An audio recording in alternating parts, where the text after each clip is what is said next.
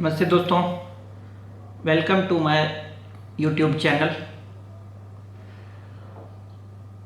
आज जो मैं बात करूंगा वो अभी का ज्वलंत मुद्दा है।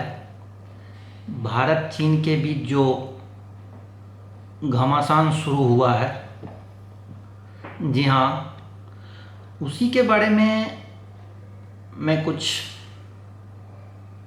बात करूंगा। जनरल बीपी मलिक, जी हाँ, नाम सुने होंगे, पूर्व थल सेनाध्यक्ष रहे हैं।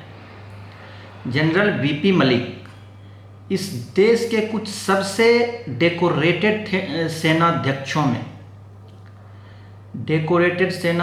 मतलब आप समझ सकते हैं, जिन्होंने करगिल युद्ध लड़ा था, उन सेनाध्यक्षों में से एक हैं, जिनकी लड़ाई में देश ने कारगिल युद्ध लड़ा और जीता भी। टाइम्स नाउ पर एक इंटरव्यू पर पिछले दिनों उन्होंने कहा कि आप लोग सिर्फ रिपोर्टिंग करें, सेना का वारफेयर स्ट्रेटजी के विषय में ज्ञान ना दें। जी हाँ, आप सही समझ रहे हैं, क्योंकि ये हमारे फर्ज के साथ हमारा प्रोफेशन भी है।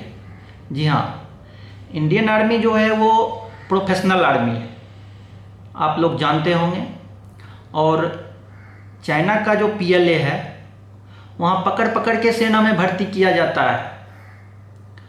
And we know and do best what we have to be, ये जनरल बीपी मलिक ने बोला था, पूर्व थल सेनाध्यक्ष। Think tank, strategic core and assets, warfare strategy and war rooms, theatre command इत्यादि ऐसे कई शब्दावली हैं जिसके अंश मात्र भी हम जैसे फेसबुक और व्हाट्सएप यूनिवर्सिटी वालों के ज्ञान में नहीं है। ये जो शब्दावली हैं, इसका अंश मात्र भी हम नहीं जानते हैं। थोड़ा बहुत कोई जानकार होंगे तो ज़रूर जानते होंगे, मैं ये नहीं बोल रहा हूँ। लेकिन जो आज रिपोर्टिंग के लिए लेह में छतों पर जो जुल्फ लहराते हुए घूमते हैं, और न ही दलाल नेताओं को मालूम ये है इन सभी वर्ड के बारे में, तब सवाल यह उठता है कि सबको वारफेयर और मोर्चे के ऊपर क्या घटित हो रहा है, क्यों बताए आर्मी आपको और सरकार? कारगिल की रिपोर्टिंग भूल गए क्या हम लोग?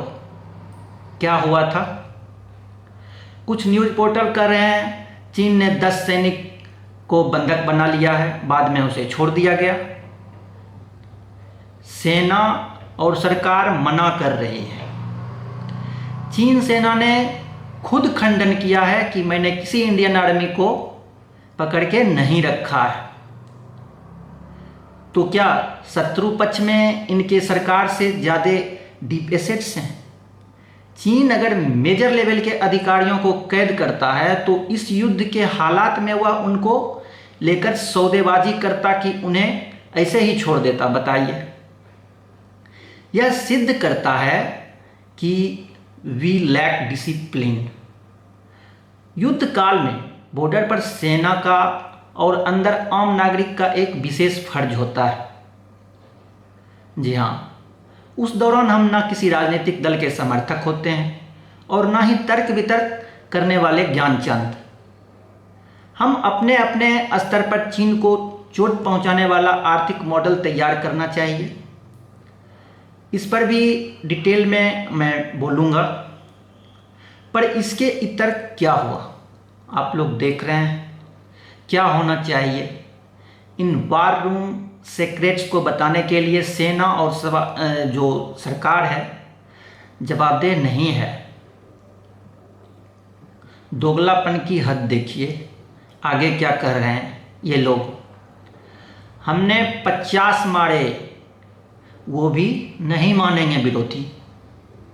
हमारे हुतात्मा हुए, उस पर उनको जवाब चाहिए। It's a war, and into it body bag will come. We have to prepare for it. पर विश्वास करें, मैंने ऐसा राजनीतिक समाज नहीं देखा जिसे युद्ध काल में भी जवाब चाहिए। इनको एयरलिफ्ट करके गलवान में सीधे उतार दो। जी हाँ, जहाँ भी मोर्चा बन रहा है गलवान में उतारो, उन्हें जवाब सीधा मिल जाएगा।